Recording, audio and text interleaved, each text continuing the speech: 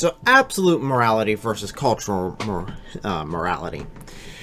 There really is two major divides on how morality is portrayed and what would consider something to be moral versus immoral. So, absolute morality states that there is an absolute good. This absolute good is universal. Cultural morality says no, in certain cultures, things are moral and some things are immoral. And yes, by the laws, that would be true. If it's against the law, it's immoral. If it's not against the law, then it is moral. There's some issues with those, and although nowadays it seems to be pretty common, at least on college campuses, to push cultural morality over absolute morality. So, my stance, just full disclosure, I do believe in absolute morality. I believe that there is an absolute good. I do not believe that cultural morality is good. In fact, I think it is cancerous. So, why would absolute morality be better than cultural morality? Well, first of all, the very fact that as an American, I believe that everyone has these inalienable human rights, right to life, free speech, all these other rights that are given to us by a creator. I believe that as a Christian, it comes from God himself. As an American, I believe those are fundamental to even being an American, is believing in absolute morality. So, that being stated, so cultural morality would say that only in this culture is that moral. And I've had discussions with people that have both points of view on this. Primarily, I'd say cultural morality has some major faults. You cannot say that one culture is greater than the other, and you can see this in a lot of college campuses where you would dare to say that America is the greatest nation we have at this time. People blow a gasket. Why? You're in America. If you don't believe this is the greatest nation on earth, go to the greatest nation on earth by your qualification. It's beyond me. So, yes, it is stating that very simple fact that America is the greatest nation. It's the freest nation.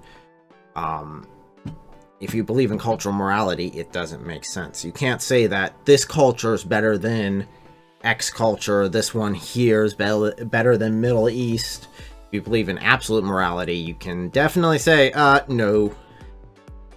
If it's not good for the entire human race, it's not good. As a Christian, I use the Bible as the absolute guidelines. Love your neighbor as yourself, and love your God with all your heart, mind, soul, and body.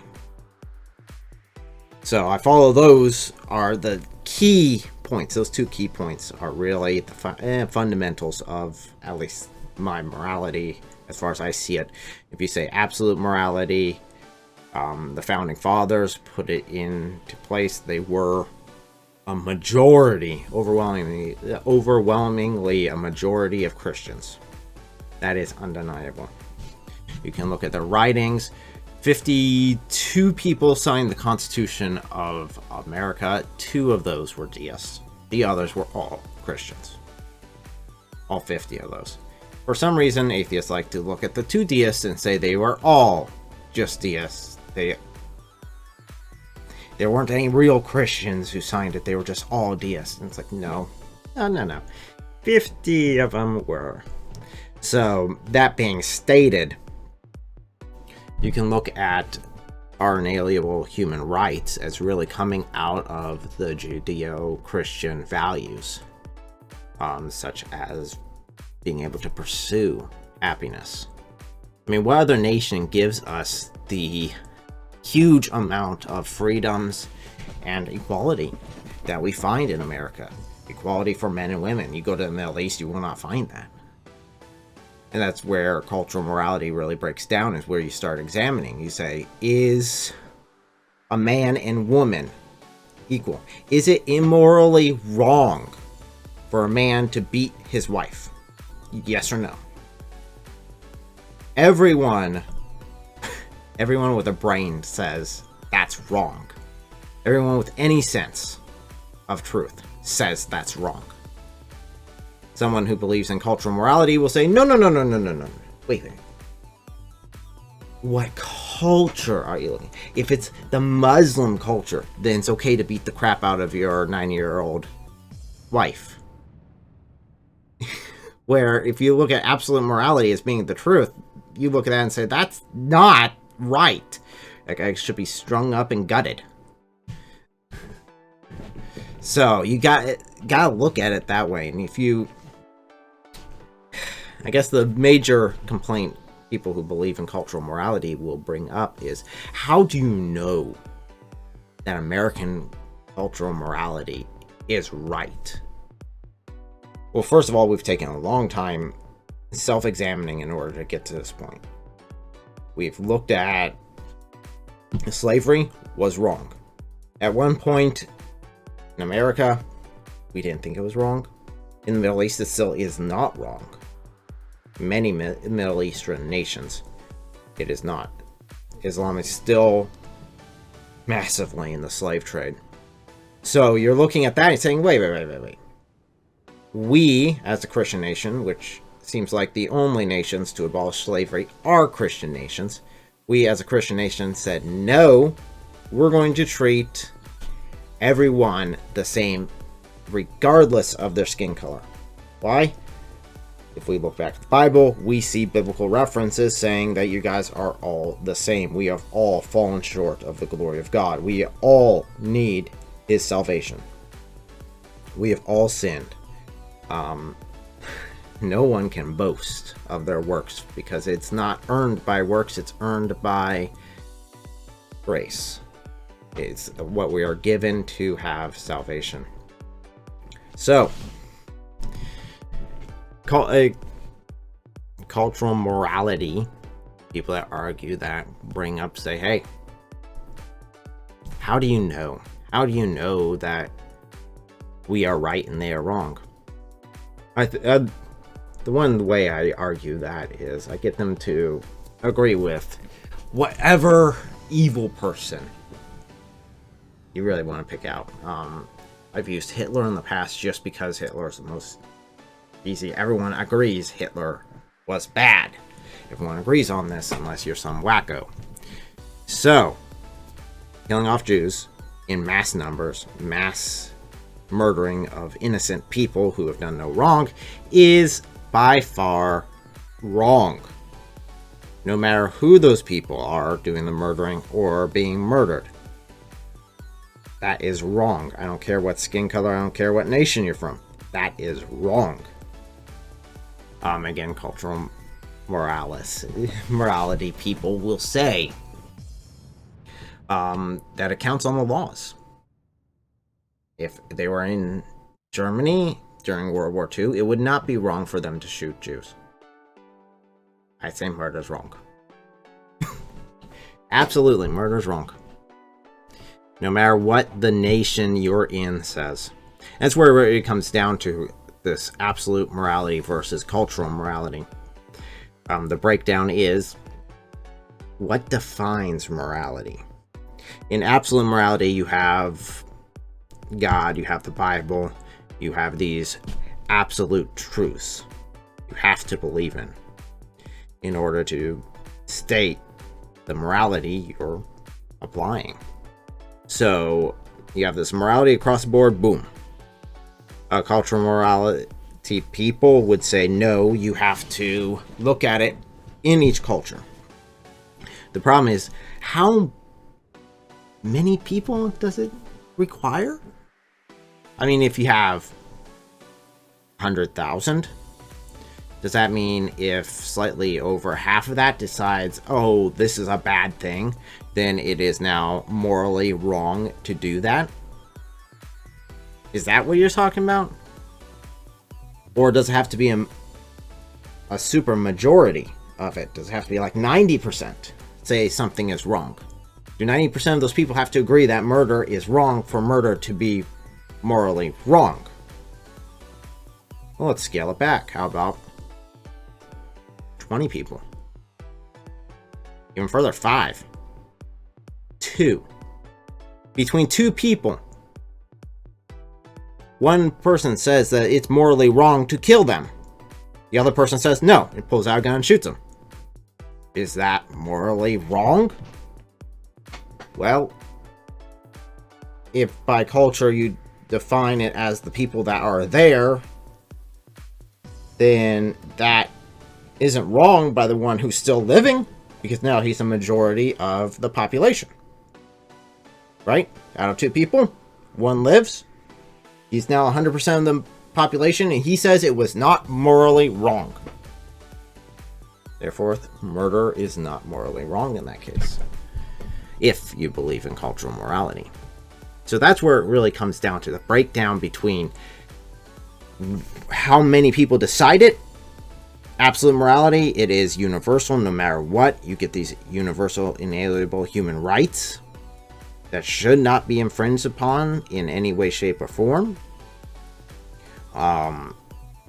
Cultural morality states you got nothing.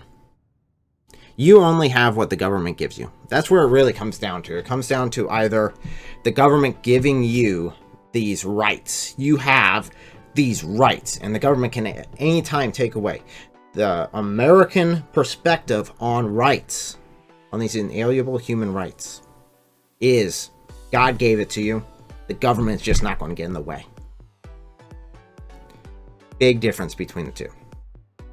One, it is given to you by an authority higher than a nation, and the nation's yielding to that higher authority. On the other hand, the nation is the highest authority, and whatever they give you, they can take away.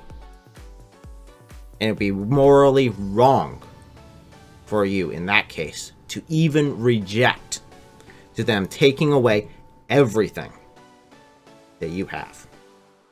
Every right, every family member, everyone. As if, for example, a culture declares, oh, we can rape every woman out there. Every guy can rape every woman out there. If a nation decided to do that, absolute morality says, whoa, wrong. Cultural morality says, well, they kind of decided, so rape's good. Rape's all good in cultural morality. Back in the discussion I had, that's where it came down to. Not rape so much, it was the Hitler example. He agreed with Hitler 100%. And I'm like, if you can justify anything that way, and that's where it really comes down to, you can justify anything through cultural morality as long as you make sure you're on the side of the culture. Here's the bad part. As soon as you're not, you're fair game. It only works if you're controlling the culture. As soon as it gets out of your hands, you're screwed. But in absolute morality, it doesn't matter because it's in God's hands. It is beyond any government, any ability for a man to control it. It's way out of man's control. So that would be absolute morality versus cultural morality. Another thing we could look at is throughout history, cultural morality has changed so many times. Homosexuality, transgender, all these things have come up recently. Cultural morality says we've got to change our morality. Absolute morality says, no. These are fundamental. These are ground rules. The culture may change. Morality should not. It should be rooted in our beliefs, in the very fundamentals of the United States. And that's why they can, definitely the Democrats who really push cultural morality, can subscribe to try to tear down such constitutions as a right to bear arms, freedom of speech, freedom to gather. I know in this current crisis that we're going through, that we have willingly given up some of our rights. Now, we come with the understanding that that is not permanent. It's only until this virus passes. Once this virus passes, or we have a vaccine for it, we get all of our rights back. And if not, there will be bloodshed. If they do not give our rights back, there will be blood in the streets, and it will not end well for anyone. So, absolute morality versus cultural morality. I guess in that case, even if we apply one more thing, this is the last time I'll touch on this, going back and looking at it again and applying it to another situation. The American Revolution. According to cultural morality, they were wrong. Everyone who revolted against Britain was wrong. Everyone who decided that America should be its own nation was wrong. They did a morally wrong thing. They did something according to cultural morality that was evil. They revolted. They questioned their government, which you should never do under cultural morality, because that is who controls the culture. Is who's ever in charge. If it be one king or a president, that's who's in charge. Or in some cases, mass majorities.